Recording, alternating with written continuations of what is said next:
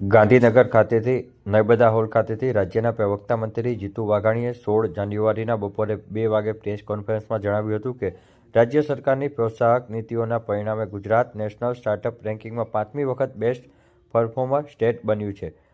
આ સિદ્ધિ બદલ મુખ્યમંત્રી સહિત સમગ્ર કેબિનેટે આજે રાજ્યના ઉદ્યોગ સાહસિકો સાથે વહીવટીતંત્રને અભિનંદન પાઠવ્યા હતા। વર્ષ 2018, 19, 20 અને 22 બાદ તાજેતરમાં જ તે જાહેર થયેલા વર્ષ 2024ના સ્ટાર્ટઅપ રેન્કિંગમાં પણ ગુજરાત અવ્વલ આવ્યું હોવાની તેઓએ માહિતી આપી હતી।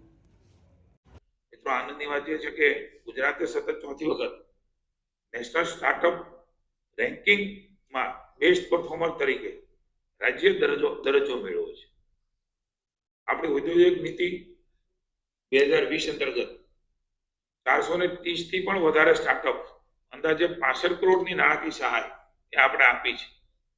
ગુજરાતમાં આજે 16,000 કરતા પણ વધુ સ્ટાર્ટઅપ શરૂ કરવામાં આવ્યા છે। માનનીય મોદી સાહેબે શરૂ કરેલી યાત્રા એ ભૂપેન્દ્રભાઈ અને હર્ષભાઈના નેતૃત્વની અંદર એક યુવાનો માટે વિશાળ તકો લઈને વિકાસની એક નવી દુનિયા ગુજરાત રાજ્યએ ઊભી કરી છે। 200 થી વધુ ઇન્ક્યુબેટર્સ અને શૈક્ષણિક સંસ્થાઓ, 850 થી વધુ મહિલાઓ,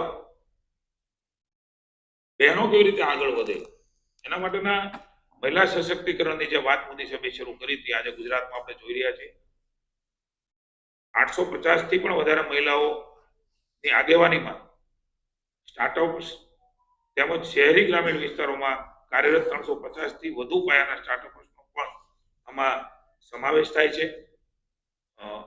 મને જણાવતા આનંદ થાય છે કે માનનીય મુખ્યમંત્રીએ જે નિર્ણય લીધો છે માત્ર અમદાવાદ કે ગાંધીનગરમાં જ તે આઈ હબ કેન્દ્ર ન હોય, કારણ કે જે પ્રકારે સ્ટાર્ટઅપ છે બધી જગ્યાએ ગામડામાં પણ આપણે જોવા મળે છે। એના આઈડિયાઝ, એનું ઇનોવેશન, માઇન્ડ ટુ માર્કેટ સુધીનો કન્સેપ્ટ એ વધારે રોજગારીને તકો પૂરી પાડશે, વધારે આપણું ગુજરાત અર્થતંત્ર વધારે મજબૂત થશે। ત્યારે સુરત, વડોદરા, રાજકોટ, જામનગર જેવા શહેરોમાં પણ એ સ્ટાર્ટઅપર્સ એ શરૂ થઈ, મહેસાણામાં પણ એનું આયોજન થઈ રહ્યું છે। ત્યારે આ પછી આગળ ઉપર જિલ્લા મથક ઉપર આ આઈ હબની સ્થાપના કરીને વધારે એને પ્રોત્સાહન કરવાનો નિર્ણય પણ માનનીય મુખ્યમંત્રી